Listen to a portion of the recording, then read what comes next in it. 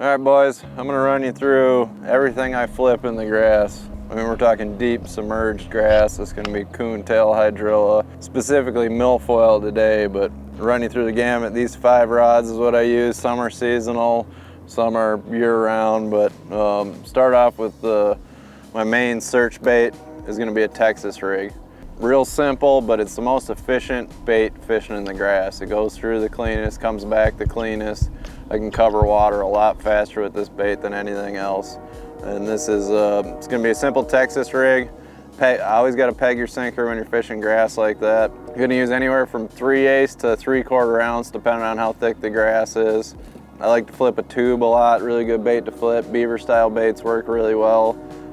This happens to be on a VMC 4/0 heavy duty wide gap with a ring on it. I really like that hook. I've been using it for quite some time now. This one's brand new on the market though. I think it gives your bait a little bit more action, and another thing is it always stays straight even when, you know, sometimes when you're pitching around with a pegged sinker, your knot will get pulled to the side and your bait kind of falls kind of jacked up. This kind of keeps everything real streamlined, in line, and the hooking percentage on it's second to none for me personally. If you're a straight shank guy, you can do that. For me, especially with these tubes, I prefer the extra wide gap, and that ringed version just, it does something in their mouth. Really, the hooking percentage is really good. It's always deep in there and really hard to get out. Pretty much all these flipping setups are gonna be the same. I like 8-to-1 reels to tool SVs, what I use the most of. 30-pound Suffix 832 braid on all of them. And then some have varying leader weights. This has 20-pound fluorocarbon on it. This is, if I'm going hunting, if I don't know where they're at, this is the first bait I'm gonna pick up. Like I said, it's the most efficient going in and out of the grass. Easiest to get bit onto. And when you get into a school, when you find them, that first flip into that school, you can literally catch them on anything. But another thing you'll notice, almost all my baits are some form of green pumpkin. Up here in the North Country in the grass, these fish are really keyed in on bluegills. So everything I got's gonna imitate a bluegill to some degree. You know, I like to mix in a little bit of color sometimes, maybe some blue, purple, orange, or chartreuse with the green pumpkin, but it's almost always gonna be a basic green pumpkin unless I get on some of those lakes, I'll get a big algae bloom, I'll get that real green, pea soupy water. That's when I will go to black and blue, but most of the time when you're fishing grass, it's a real good filter. The water tends to be clearer in the grass than it does outside of it, so natural colors work really well for me. I'm a big fan of green pumpkin. Second deal is gonna be this is an Outcast Tackle Stealth Feider jig. It's a tungsten jig. It's very compact. Another thing you're gonna notice about these baits, everything's compact. That just goes through the grass easier. They're kind of bulky but small, you know, kind of representing that bluegill. Same deal, green pumpkin, that's money craw. It's like probably my favorite color jig to flip. This is a 5/8 ounce jig, but small profile, fine cut skirt. This jig's kind of a balance of the best of both worlds. I do have a big jig here too, but this one, I get a fair amount of bites on it, and I'll also catch some quality fish because jigs just always seem to catch bigger fish. Same setup though, 30-pound 832 braid, 8-to-1 Tatula SV. This rod's a Tatula Elite 7-foot Brent Ayler medium heavy. A lot of the rods I'm using nowadays are shorter and lighter than I used to use. I used to be all about 8-foot heavies flipping this grass, but you know, fishing with braid, that really adds a power to your rod. A medium heavy kind of becomes a heavy at that point. And with the leader on there, you do need a little give in your rod, and I noticed I tend to lose a few fish that I shouldn't have on really stiff rods just because you're pulling really hard and something's gonna give. One thing I've noticed when you do get these fish in the grass, it's a lot better to do the work with your reel handle than it is to really reef on them when they get hung up in there. I'll usually add oversized handles to my reels. This is a 100mm handle. This reel comes with a 90mm. It gives me a little bit more power, and I'll just, you know, when they get locked up in that grass, rather than yanking on the rod and pulling them like that, that's the way you lose a lot of them when they get balled up. I'll kind of just keep that rod tight and just wrench on that handle. So that's why I've gone to bigger handles on my reels. Another one is a big jig. This is an Outcast RTX jig, super heavy duty flipping hook on it, 3/4 ounce. I don't use this year round, but when you get in the fall, there's something, this is that time of year I'll like exclusively flip a big jig. You know, late September in through mid-October when you're getting them cold nights. the fish tend to get a little bit shallower in the grass and they get less schooled up.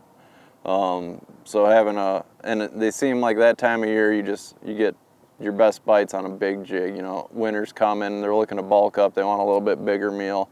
That's when I'll go to the full-size jig later in the fall and, you know, just kind of fish for big ones. In the summertime, you're really looking for schools and you're going to try to catch every fish you can out of the school. In the fall, I go to a big jig, and that's, you know, especially tournaments, that's all I'll throw. I'll flip that all day. I might only catch 8 or 10 fish, but they'll be the right ones.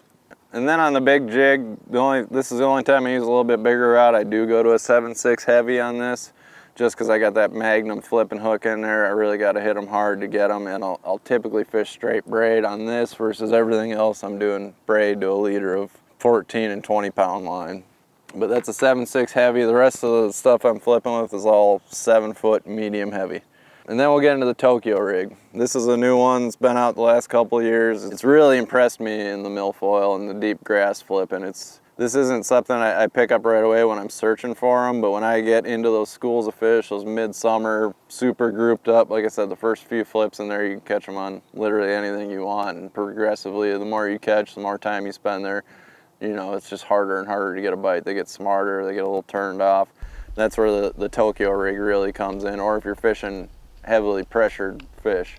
You know, I fish a lot of times on Minnetonka. That's a big tournament lake in Minnesota, and you got a lot of guys flipping this grass, and you know, they're all throwing jigs and Texas rigs. And this is a way different look, and it on those smarter bass, those ones that have been fished a lot, you know, if you find a school and you got it to yourself, they're pretty easy to catch. But if you're, you know, the 6th, 7th, 8th guy that's gone through that patch of milfoil, that's when the Tokyo rig really comes into play. It seems to catch those smarter fish, those less active fish. This is the 4/0 extra wide gap version of the Tokyo rig. I got this. I'll typically fish my Tokyo rigs a little lighter than I will my Texas rigs or jigs, just because it seems like they penetrate grass a little bit better. This I'll fish, you know, 1/4 to 3/8 ounce. I typically rarely go over a 1/2 ounce when flipping the deep submerged grass. You can punch this in the heavy stuff, put an ounce on it, it works well for that too. But in the deeper grass, I usually downsize just a little bit, 3/8 ounce. And this one, I kind of shake it on the bottom more than hop it, you know, kind of leave it in place, fish it more like a drop shot. But it really gives a lot different action to your bait and catches a lot of those pressured fish, or those ones that really don't want to bite. And one thing I've noticed when flipping the Tokyo rig, it seems like baits that, you know, kind of are a little wider, like a beaver-style bait. This happens to be a biospawn. But baits that kind of plane out on the Tokyo rig seem to work a little better. It keeps them more horizontal when you're fishing them, you know, versus something more vertical, and kind of gives a lot better action to it. One thing I've done this year, I just started doing, I switched to, especially if I'm fishing a leader on braid, I've gone to the yellow high-vis braid. I've been doing it all this year. I really like it. I can kind of pick up on those light bites or see my line moving or jump better as it's going down. If I'm going to fish straight braid, I prefer the moss green, and I've kind of always used that for my flip and stuff. But this year, I went to yellow. I always use the bright stuff on my spinning rods, and I figure, you know, if I'm tying to a leader to it, it's really not going to matter what color it is. So just something that helps me, you know, pick up on those bites a little bit quicker. And this is another Tokyo rig version. This is the round bend version. This is only a 2/0 hook. This is the last bait I'm going to pick up before I leave a school. I always rig mine weight down when I'm fishing grass.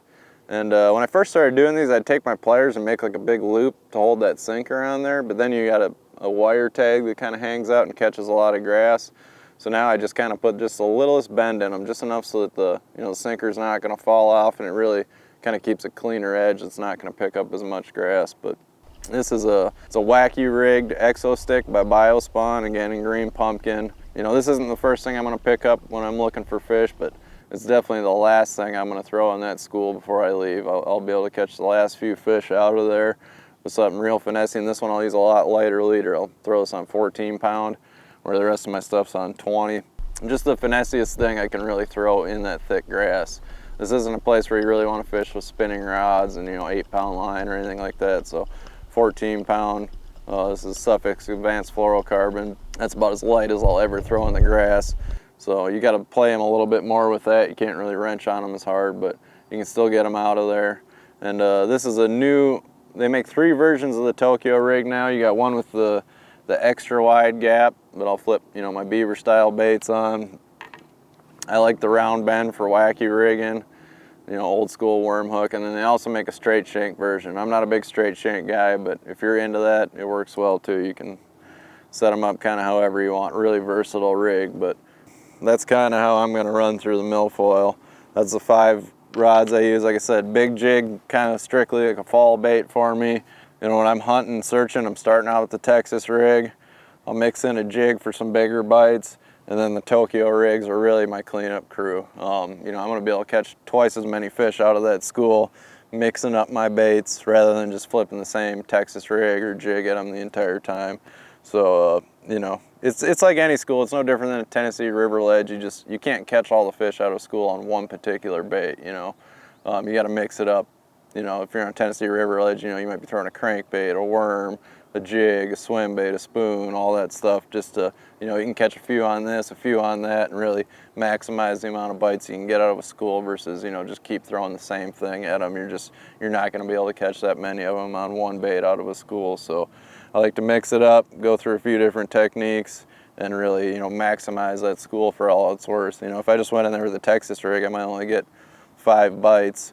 But, you know, if I run through all my baits and give them a little bit different look, you know, I could turn that same school into maybe 15 or 20 bites. So that's what it's all about too, catching as many fish as you can. And, you know, if it's a tournament or fun fishing, it don't matter. We want to crack them. And like I said, having a little bit of a spread, the smorgasbord to throw in there is kind of gets you a lot more bites. Even though, you know, a lot of stuff looks pretty similar, you know, there's just each bait you switch to, you'll catch a few more fish on versus pounding them with the exact same thing. But that's my setup. Like I said, all 4 of these, my Texas rig, light jig, and Tokyo rig, 7-foot medium heavy, 30-pound Suffix 832 braid, 8-to-1 gear ratio reel, 14 to 20-pound Suffix advanced fluorocarbon leader.